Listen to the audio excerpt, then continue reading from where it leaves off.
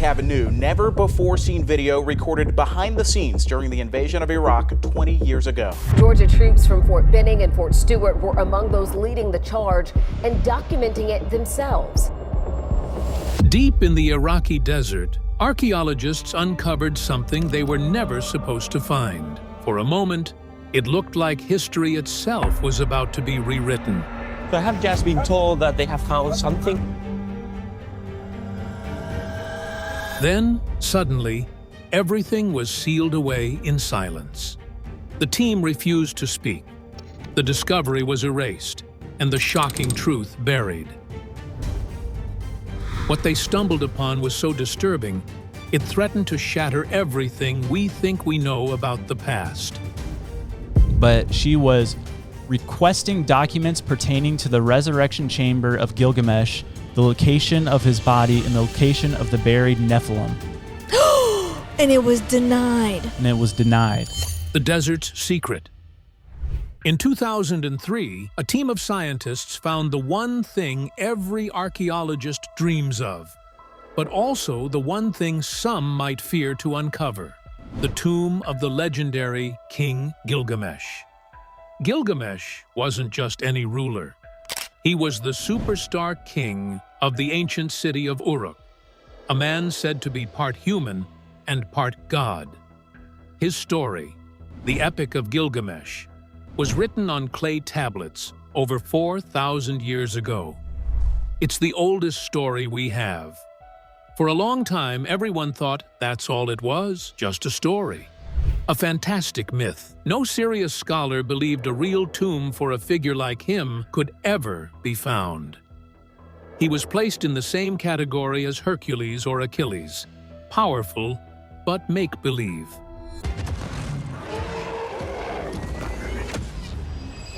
That all changed with a quiet beep. A team of archaeologists, led by Jörg Fassbinder, a geophysicist at Ludwig Maximilians University in Munich, wasn't even digging. They were scanning the ground near ancient Uruk with special radar and magnetometers like high-tech X-ray vision for the Earth. What their screens showed them was stunning. Deep beneath the desert floor was the clear outline of a huge building, as big as a football field. It was a complex with rooms, hallways, and what looked like a central chamber, all surrounded by the ghostly paths of old canals. This matched perfectly with ancient descriptions of Gilgamesh's grand tomb. But here's where it gets really interesting.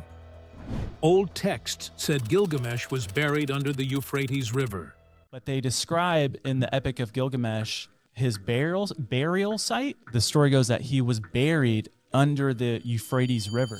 His people supposedly diverted the entire river to build his tomb there before letting the waters flow back over it, hiding it forever. The radar scan was right near the modern Euphrates, a river known to have changed its path over thousands of years.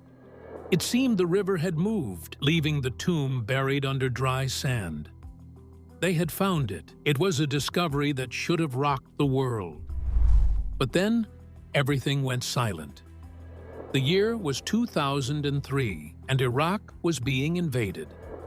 Chaos erupted. The archaeologists had to flee, abandoning their site. Their incredible discovery was instantly swallowed up by the noise of war. It vanished from the news. The official story went dark. No more data was released. No pictures of treasures or carved stones were shown to the public. The greatest archaeological find in history was just forgotten, or was it hidden? The reason it stayed hidden is where the real mystery begins. Those in the know started talking in low voices. They said the local guides refused to go near the place, speaking of a bad feeling, a protective energy that surrounded it. The delay wasn't just because of politics or war. It was something else. It was fear. A deep, unsettling fear of what they might unleash if they opened a door that had been sealed for 5,000 years. This was only the beginning of the story and the beginning of the dread. The ancient warning. The idea of a cursed tomb might sound like something from a movie, but in the ancient world it was a very real threat. Long before Gilgamesh, people protected their sacred burial places with terrifying warnings. Take the tomb of King Ahiram, for example. His son didn't just hope no one would break in. He carved a direct curse into the stone coffin for all to see. It warned that any king or ruler who disturbed his father's rest would have their royal scepter broken and their throne overturned. This wasn't just a scary story. It was a targeted threat meant to protect a family's legacy by attacking the very symbols of a rival's power. This tradition of protective magic was strong in Mesopotamia, the land of Gilgamesh. While they didn't write curses in tombs like the Egyptians, they deeply believed in powerful spells. Ancient clay tablets describe rituals meant to guard graves. They weren't worried about poison darts or rolling boulders. Their protection was far more frightening. They called upon the gods to deliver divine punishment. They believed that disturbing a king's eternal sleep could bring down a plague of sickness, madness, or worse upon the intruder. So while no specific curse for Gilgamesh's tomb has been found, the belief that it could be protected by ancient, invisible forces isn't just superstition. It's rooted in what we know of their culture. The fear isn't that the tomb is booby-trapped, it's that it might be divinely guarded. When the archaeologists left, the stories began. And in the digital age, whispers in the desert can become a global scream overnight. The legend of a curse began to grow, fed by eerie rumors and strange online theories. Locals near the site reported that the very animals acted strangely. Dogs would howl for no reason and refuse to go near the area. Birds would change their flight paths to avoid flying overhead. Even sheep and goats being herded would suddenly turn away, refusing to graze on that particular patch of land. Then came the stories of people. One unverified tale tells of a small crew that went to set up a drilling rig near the site in the mid-2000s. Within days, the story goes, the entire team fell violently ill with a mysterious fever and had to be evacuated. The story spread like wildfire in private chats and forums. The language used was always dramatic. The earth itself rejected them. This echoes the famous curse of the pharaohs that surrounded King Tut's tomb a century ago. Even though no curse was actually written there, people believed it was protected by invisible magic. The same thing is now happening with Gilgamesh. An alleged leaked memo from an Iraqi official, though never proven real, recommended halting all work due to unexplained interference and local resistance. This fueled the online frenzy, with theories spiraling into talk of alien artifacts and seals holding back ancient gods of the underworld. Whether these stories are true or not, they have created a powerful atmosphere of fear that has kept a shovel out of Gilgamesh's tomb for 20 years. The silent fear. What really makes archaeologists scared to open Gilgamesh's tomb is not a ghost story. It is a string of claims from people who say they saw, worked at, or studied the site, and those claims describe things that stop professionals cold. Over the years, sources linked to European teams and private contractors began telling the same basic tale. Between 2004 and 2006, they say, a small party dug a temporary tunnel near the buried structure outside Uruk and reached a sealed chamber. There is no public record, no official report. Still, those who repeat the story insist the chamber existed, and what they found inside was far from ordinary. According to these accounts, the room held a massive stone sarcophagus. The walls were covered in Sumerian script. The words, in rough translation, spoke of guardians and a vessel that must not be opened until the stars are aligned once more. People seized on the word vessel. Some thought it meant the coffin. Others feared it meant something else, a container that held not just a body but something preserved. To this day, no team claims to have fully entered the chamber. Accounts suggest that instead of excavation, they relied heavily on ground-penetrating radar scans and similar instruments, which revealed hollow spaces and the outlines of large structures beneath the earth. Those scans, according to the sources, confirmed the chamber's existence without requiring full entry, a method that explains how descriptions of the site circulated, even though the sarcophagus itself was reportedly never disturbed. The reliance on scanning technology is also why the site remains shrouded in mystery. No one can say with certainty what is inside, because no one has truly gone in. And his mummy was discovered in his tomb, in his sarcophagus, and in his coffin. Just days later, something shocking happened. Several workers fell seriously ill with nausea and fever. One person reportedly died within 2 weeks. The most unsettling detail came from a translator hired to read the cuneiform. People close to him later said he described Gilgamesh not as a normal king, but as a giant held in waiting. He allegedly translated phrases such as divine breath suspended in stone and a heart that does not decay. Read that way, the tomb would not be a decayed grave, but a sealed place holding something preserved or something else entirely. Other odd reports added to the unease. Some claimed that during the radar scans, the instruments registered anomalies, strange interference patterns, unexplained spikes in magnetic readings, and sudden battery drains in equipment. At one point, technicians even said the sensors picked up a faint, rhythmic signal from beneath the ground, almost like a hum. These anomalies echoed older legends about sealed tombs, where technology faltered and strange fields seemed to resist intrusion. None of it is proven or published in peer-reviewed journals, but to those who worked with the scans, the data itself felt unsettling, as if whatever lay below was not inert stone, but something still active. There was also a human cost. 2 team members reportedly left archaeology after the episode. One said the experience left him with spiritual trauma.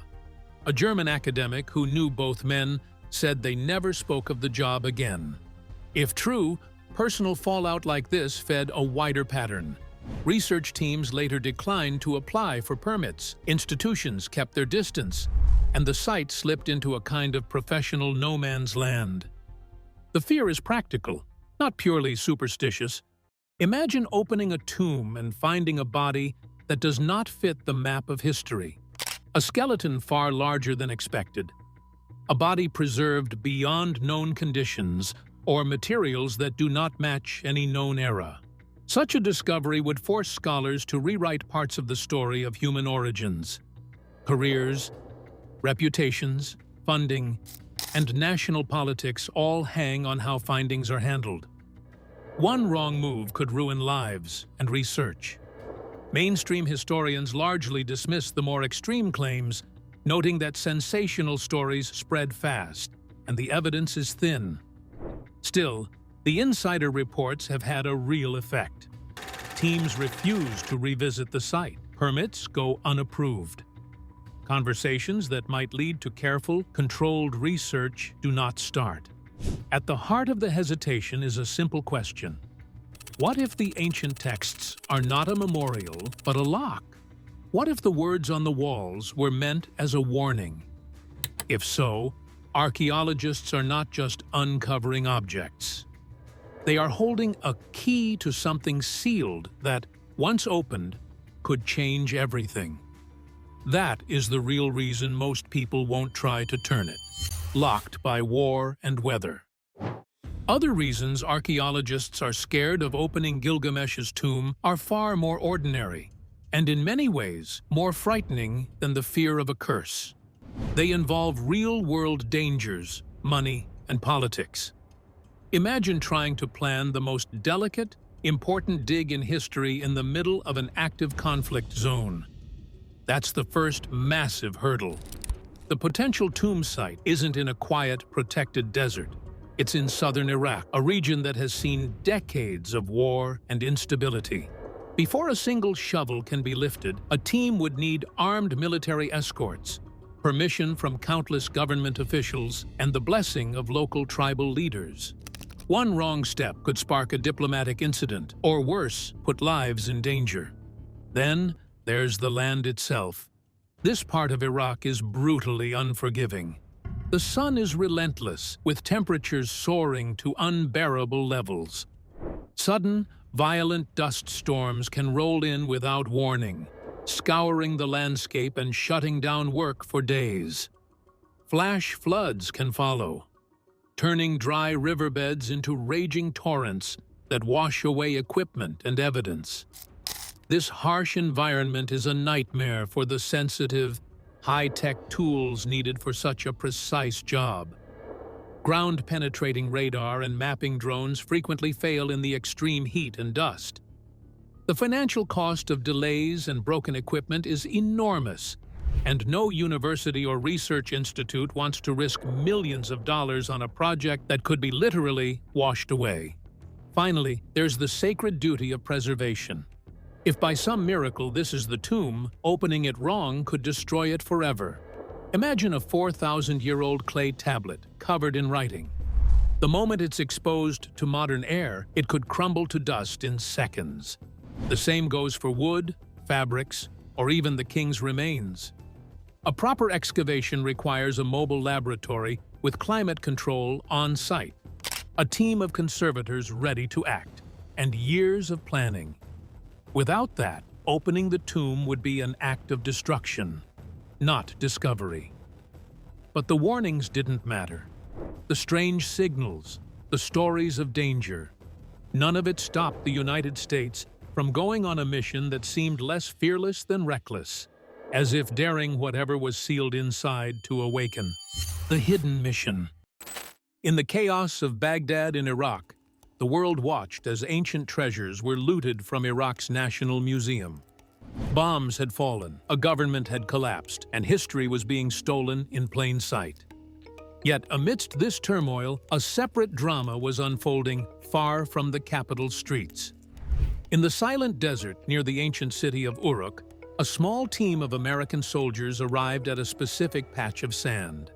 Their mission, according to persistent rumors, wasn't to secure an oil field or a government building. They were there to secure the site that a German radar team had identified as the possible tomb of King Gilgamesh. This is where archaeology collides with modern conspiracy, and the story takes a wild turn. Shortly after the initial discovery was announced and then abruptly vanished from the news, reports began to surface. Locals and a few journalists claimed to see U.S. military vehicles and personnel at the exact coordinates of the potential tomb. The archaeologists who made the discovery were long gone, forced to flee the violence. So what was the military doing there? The official story, if there ever was one, would likely be about securing a culturally significant site from looters. But in the vacuum of information, darker theories exploded. They suggest the U.S. invasion of Iraq had a hidden ancient objective. Some theorists passionately argue that the tomb of Gilgamesh wasn't just a historical site. It was a vault. They believe it held advanced technology or cryptic knowledge from a civilization so sophisticated it seems almost alien. These ideas tap into popular fringe beliefs about the Sumerians. This was, after all, the culture that seemingly invented civilization overnight, with advanced math, astronomy, and writing. Some theorists ask, where did this knowledge come from? They answer that the tomb of their greatest king might hold the secret. Could it contain technology blueprints we can't yet understand? Or perhaps the answer to Gilgamesh's own quest, the secret of immortality itself. The possibilities only fuel the fears. One of the most persistent and sensational theories is that the military was searching for a Stargate, a mythical device described in some interpretations of Sumerian texts that could allow for travel between dimensions or across the universe.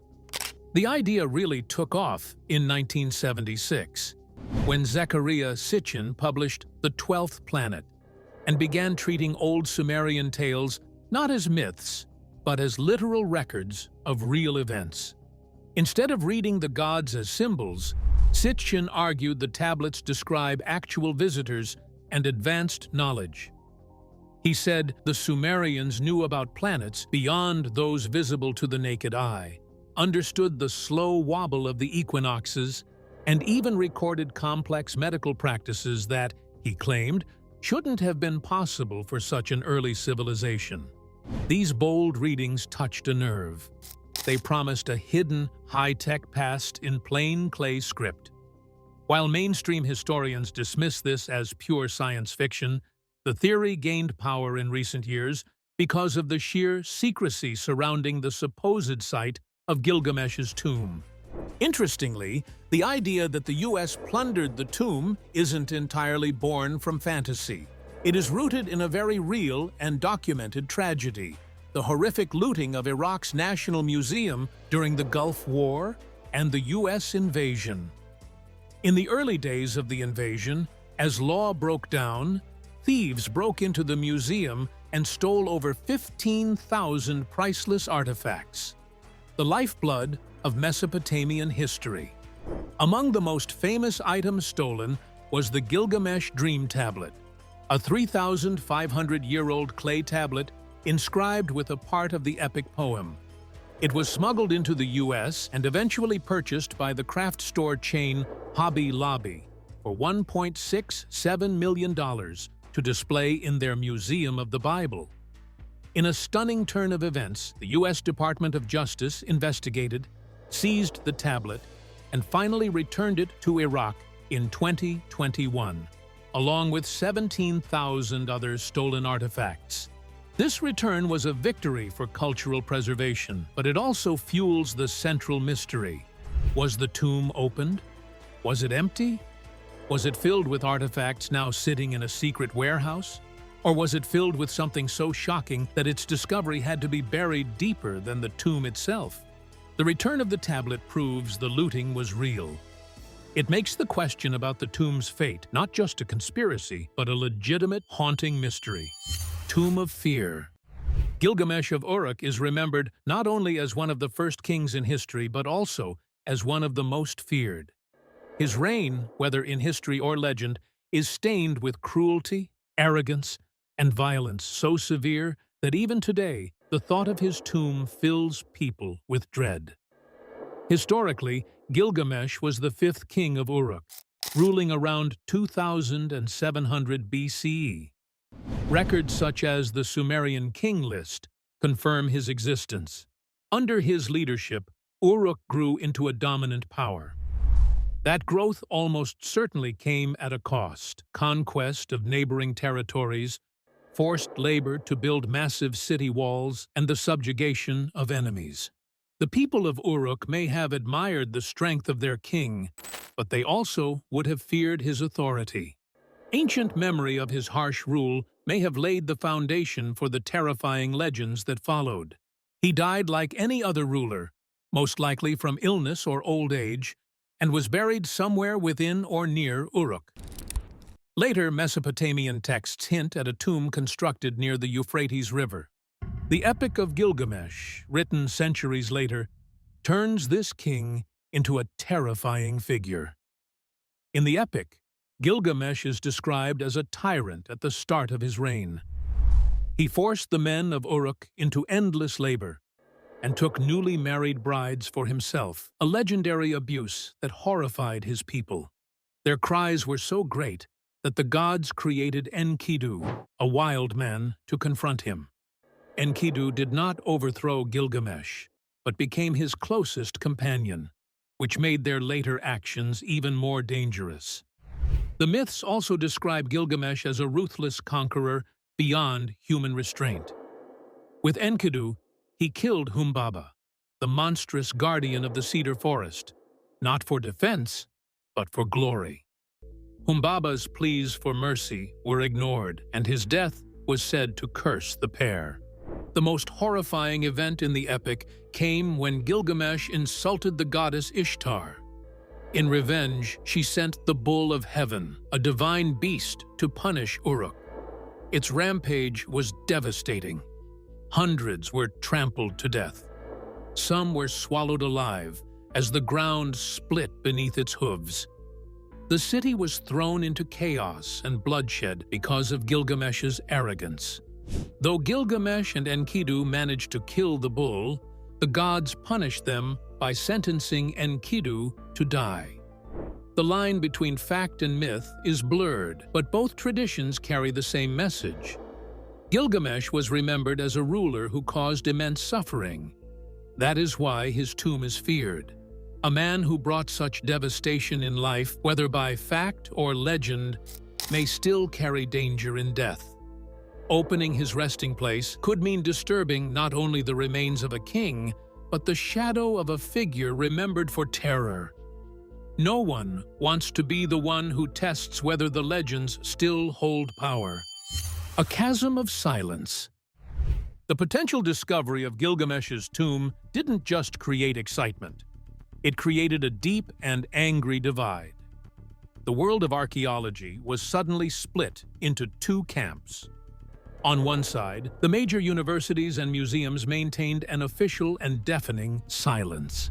They refused to comment, often dismissing the entire story as unproven speculation.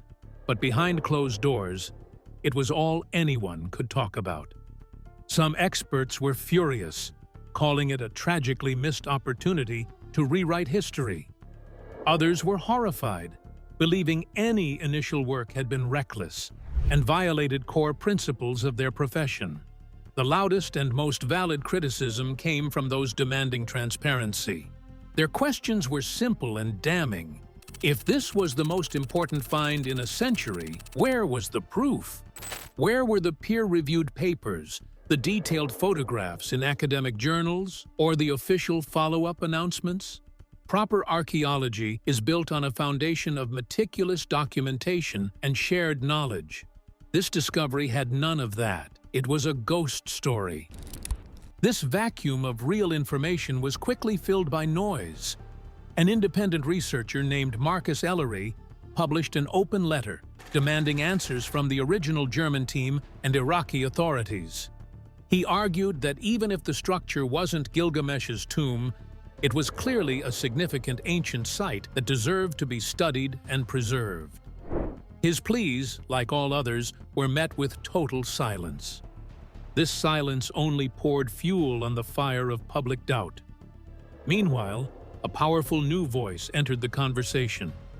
Local religious leaders, a cleric from southern Iraq, gave a sermon that was widely shared, warning that some ancient doors were never meant to be opened.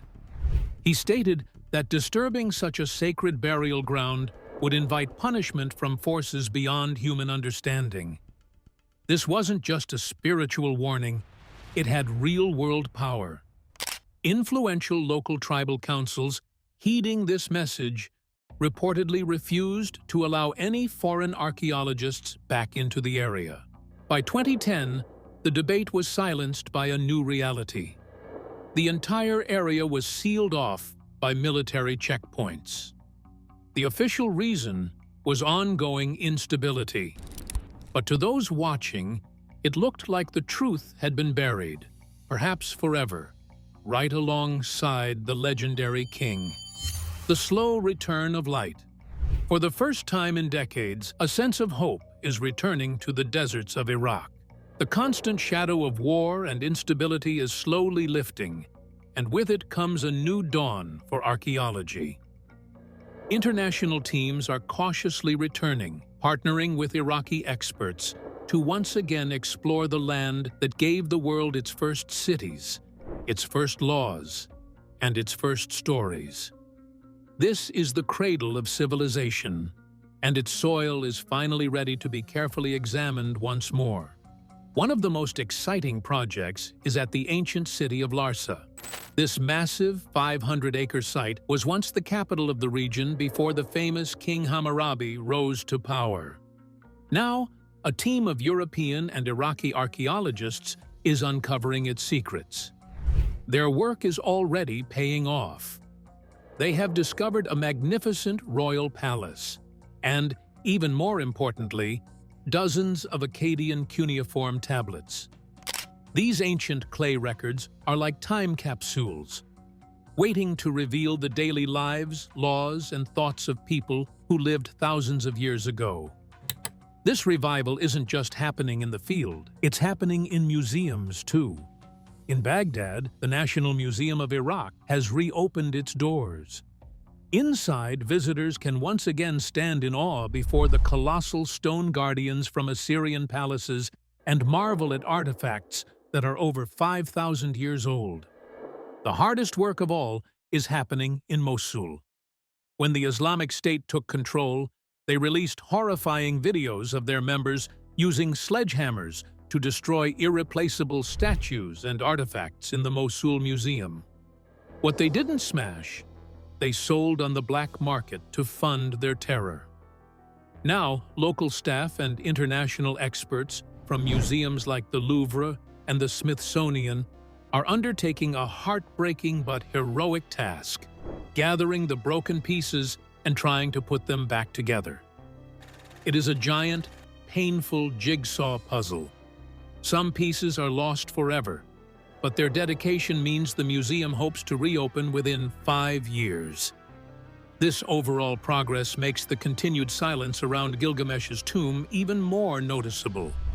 With archaeologists back in the country working on other major sites, the question hangs in the air: when will they return to the most famous undiscovered tomb of all? The conditions that stopped work, the danger and chaos, are fading. The scientific tools are better than ever. The world is waiting. The hope is that with this new era of cooperation and stability, the site near Uruk will finally get the proper, transparent excavation it deserves. The dream is that experts will soon be able to carefully, respectfully, and methodically answer the question that has captivated the world for 2 decades. Does the tomb of the legendary King Gilgamesh truly lie beneath the sand? The slow return of light to Iraqi archaeology promises that one day we may finally know the truth.